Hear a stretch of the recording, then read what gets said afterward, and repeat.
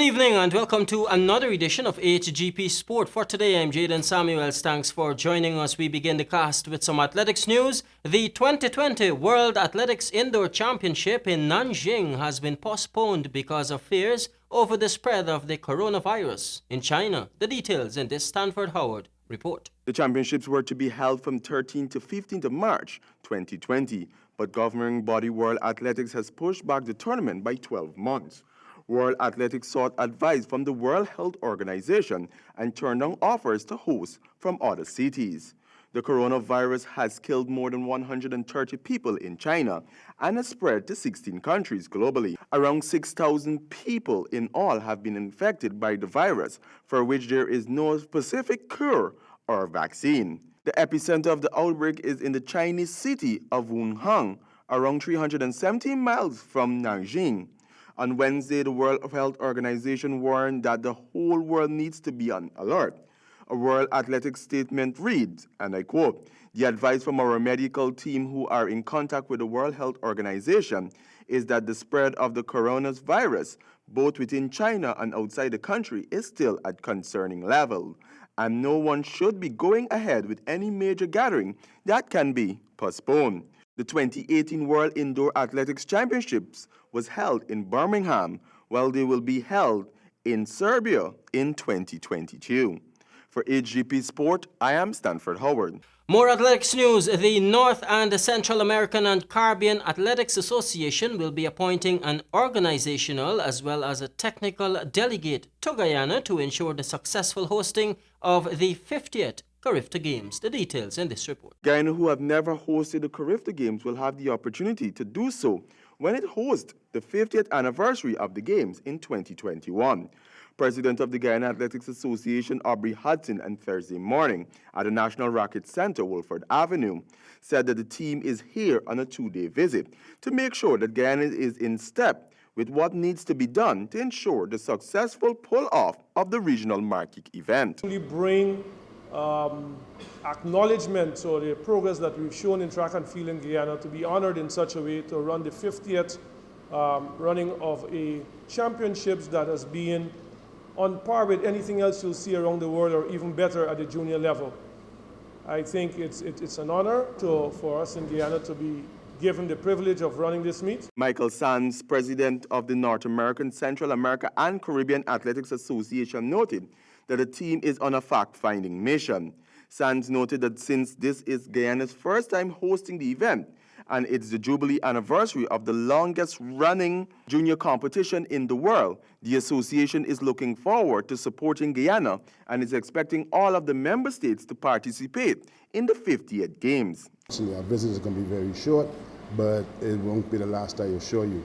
And so we were just here to ensure that the timelines are being met, and we've been doing, as I said, some fact-finding missions and moving around, looking at the venues and other facilities, and just putting certain questions forth to be able to walk away with a level of confidence that Guyana is indeed ready to host the Games, and where we feel there's a need for assistance, the NACA Federation Association is more than willing to lend its assistance and guidance, because as he indicated, this is the first time. According to General Secretary Keith Joseph, the last 2 days the team spent in Guyana was to fine-tune plans for Guyana's hosting the significant Jubilee anniversary edition of the Games. He added that Barbados, who hosted the first Games in 1972, would have liked to host the Jubilee event, but unfortunate circumstances, including inadequate facilities, disallowed that from happening. The stadium at Lenora, it's a lovely facility. We know that there are some challenges there, but we have identified some of the areas that we would like to impact upon in preparation for the hosting of the Games. But certainly we believe that the athletes who are coming from the various countries would welcome the opportunity to compete there. We've also visited a number of hotels. You have a growing hotel stock in Guyana, an impressive hotel stock, and we believe that with proper negotiations, the local organizing committee can accommodate all of the visitors delegates, athletes, etc., who would be. Joseph lauded the support of the Guyana government in making the event possible, noting that when Guyana submitted its bid, it did so with the government's approval.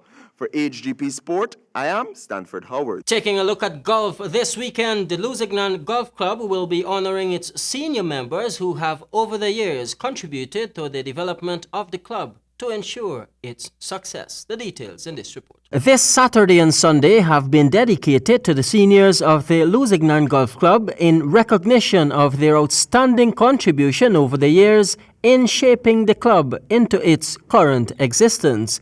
Among the stalwarts to be lauded are Joe Solomon, one of Guyana's best batsmen in the 1950s, who also played alongside the late greats Rohan Kanai and Basil Butcher. Hemraj Kisoon, past president of the Lusignan Golf Club, Maurice Solomon, a member for over 50 years, Robert Hanuman, possibly the only Guyanese lawyer to be qualified in London, New York, and California are the other stalwarts to be honored. Hanuman over the years has also played a major role in garnering sponsorship for golf tournaments. Apart from the challenges, President of the club, Alim Hussein, expressed to HGP Sport that the club will continue to grow even bigger in the not-too-distant future. Plans are already underway for a 27-hole PGA golf course, which is expected to tee off soon. JADON Samuels, HGP Sport.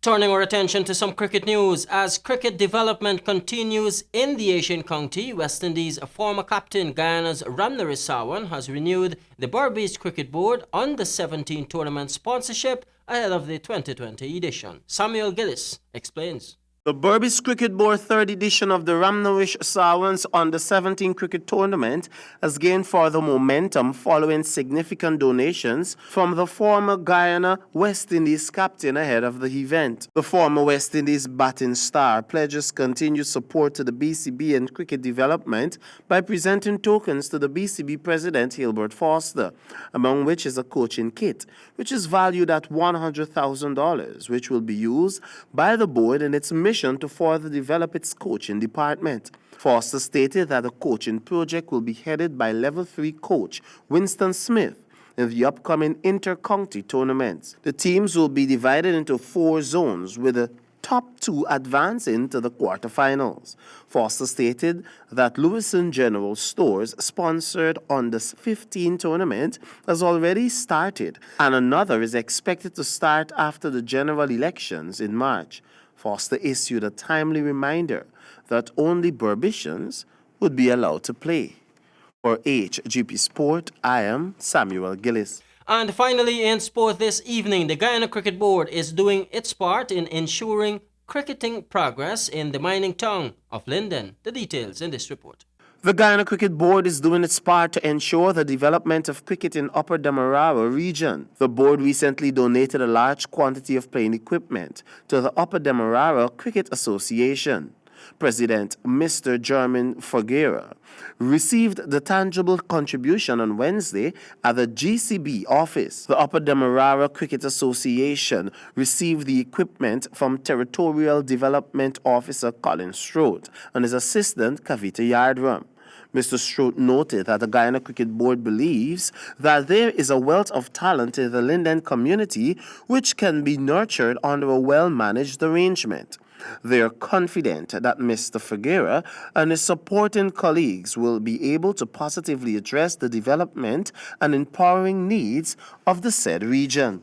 Despite this contribution carrying significant monetary value, it is a notch under the invaluableness of the board in recognizing the need for cricket development in Linden, which is a remarkable intervention and manifestation of the board's commitment to its mandate, Strode noted.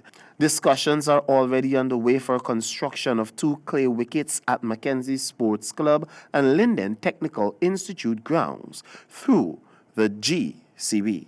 For HGP Sport, I am Samuel Gillis. That concludes our cast for today. I'm JADON Samuels, reminding you, as always, say yes to life, yes to sport, and no to drugs. Good night.